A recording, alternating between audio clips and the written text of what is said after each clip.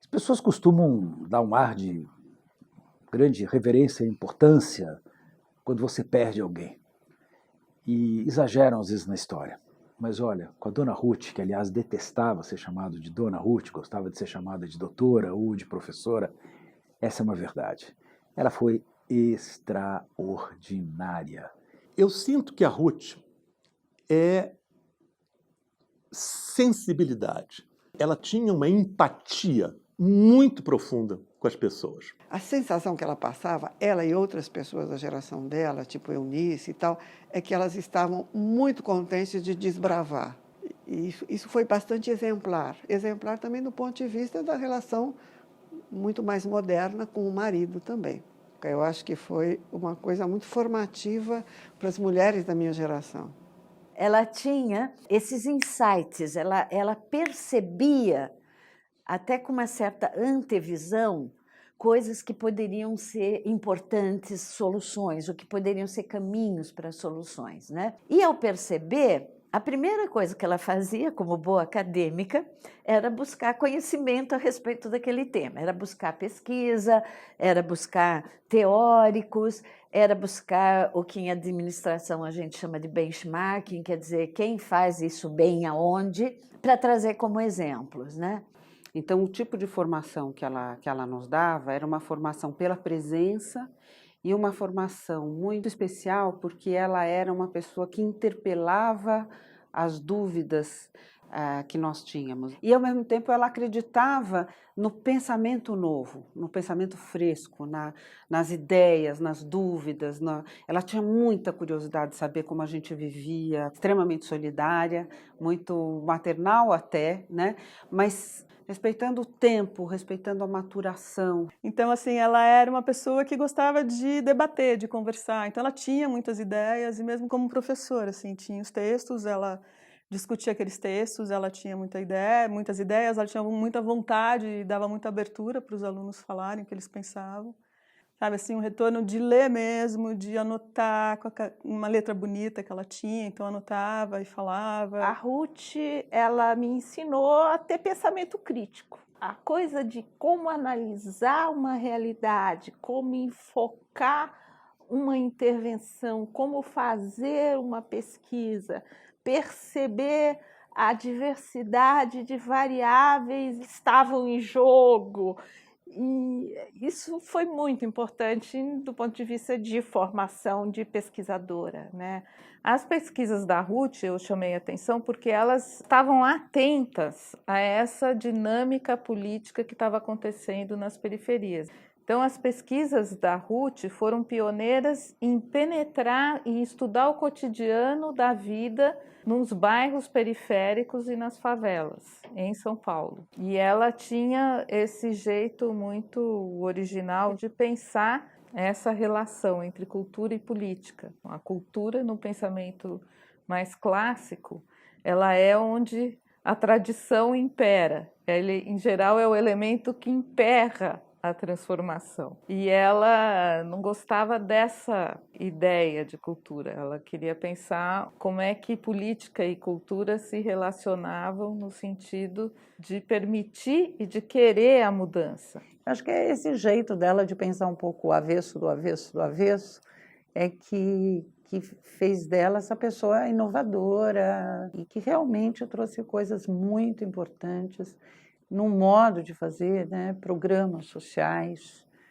no país, nas interpretações, né, tudo que a Ruth colocou o dedo, realmente você tem ali uma inovação intelectual também. E o que me impressionou desde logo na Dona Ruth foi a acuidade do olhar dela, a capacidade de perceber o movimento da sociedade.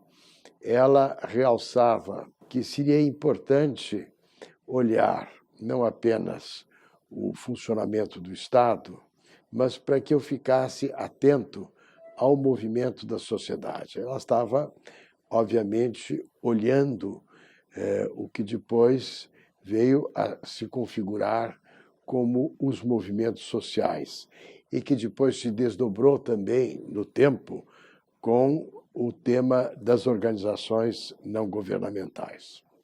Brasília foi para Ruth um choque. Ela não esperava aquilo, nada na vida dela apontava nessa direção, e eu acho que não foi fácil a situação para ela.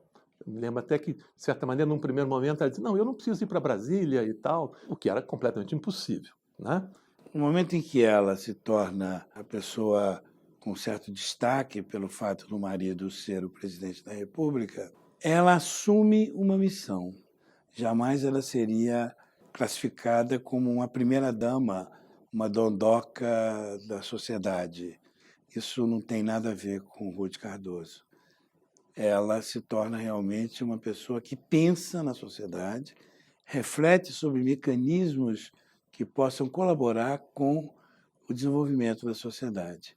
Então, ela teve que se reinventar, continuando a ser o que era, mas sendo também primeira-dama.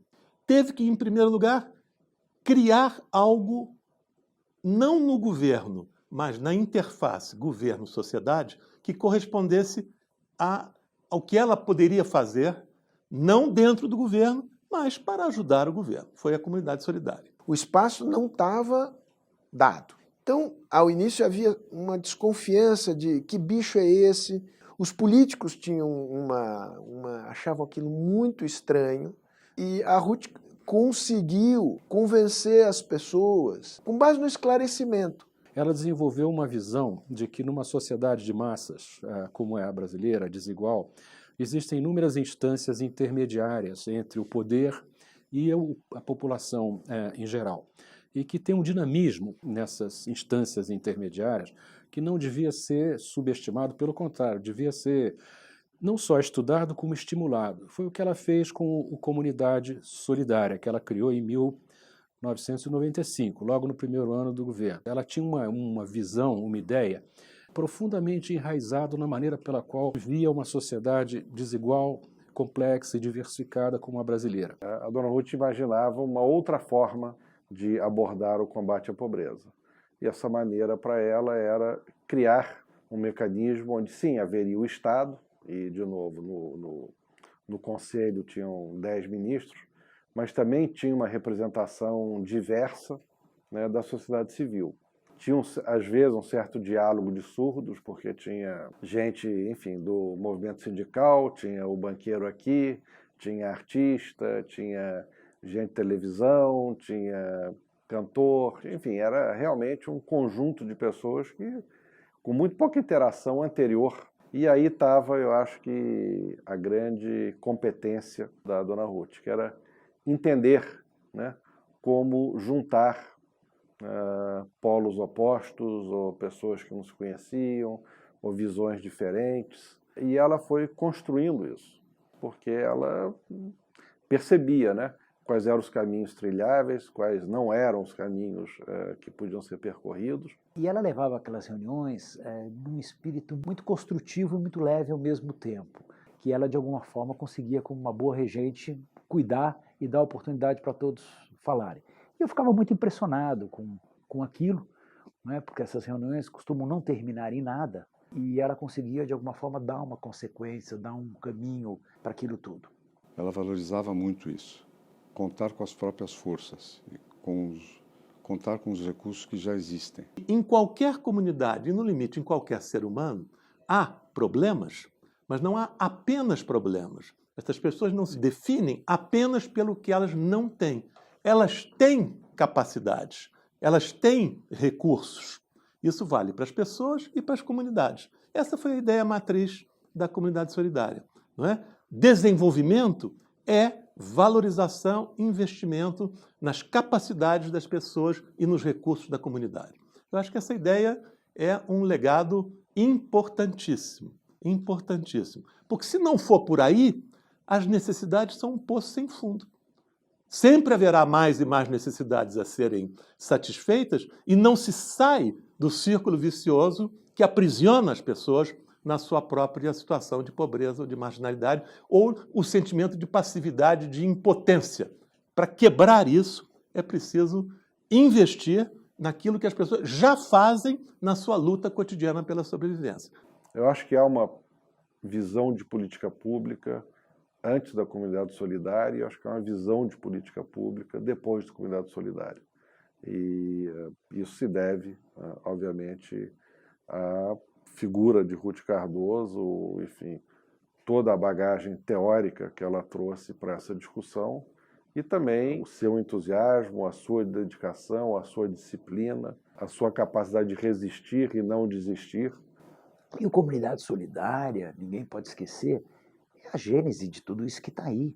Quando você fala do Minha Casa Minha Vida, quando você fala de um Bolsa Família, tudo isso, de alguma forma, nasceu exatamente da capacidade de reflexão, organização, sintetização, sistematização e construção que a professora Ruth, afinal de contas, trouxe para esse país. É um legado espetacular. Então, na minha opinião, a grande consciência social, a grande realização social desse país, sem fazer pouco caso a vários outros, começou, do ponto de vista da presidência, pelas mãos da professora Ruth Cardoso. Ela continuou fazendo as mesmas reflexões que ela fazia quando ela se formou lá em antropologia, quando ela era professora da USP. O processo de reflexão dela nunca terminou.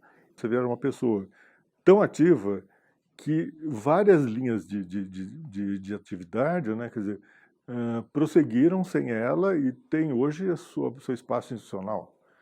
Universidade solidária, capacitação, alfabetização, artesanato, etc. Tudo isso foram desdobramentos de uma coisa que no começo era um pequeno núcleo. Nós estamos hoje nessa série de conversas sobre a Ruth, em homenagem a ela, mas a Ruth, ela transmitia para as pessoas que com ela conviviam, em particular nisso, que ela realmente acreditava naquilo que ela estava querendo fazer. Eu converso com ela de vez em quando de noite, quando eu estou muito aflita, bato um papo, pergunto. Então, você tem legado maior que isso, não, né? Você tem uma pessoa que está do teu lado ainda. Quando eu vejo essa sala aqui cheia de jovens, a Ruth estaria muito feliz de estar aqui, porque é isso que ela queria, né? Essas ideias todas estão aí, estão espalhadas, estão vivas, bem vivas, bem vivas. Eu diria que Ruth Cardoso, para mim, é uma guerreira suave, de grande determinação, de grande força, mas que era incapaz de um ato descontrolado ou um ato fora do tom. Agora, o que eu sinto, afinal de contas, que é mais profundo, é uma profunda saudade. Tenho muita saudade de você, Ruth, você não calcula.